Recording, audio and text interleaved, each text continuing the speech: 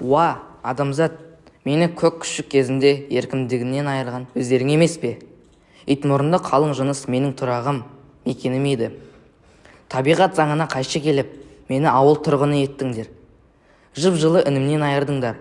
Содан не таптыңдар? Түс тағысының екі аяқтылар ортасында жүріп көрген қызығым қане? Адамзат арасында зәбірден басқаны көрмедім. Тұқымы жау емес пе? Кәпір түбінде ел болмайды дегеннен басқа нені естідім? Менің күшіктерімнің аяусыз тағдырына да қол салдыңдар. Жалғыз серігім ақ қасқырдан дайырғанда екі аяқтылар. Ендеше менің жытқыштық түйсігімді оятқан кім?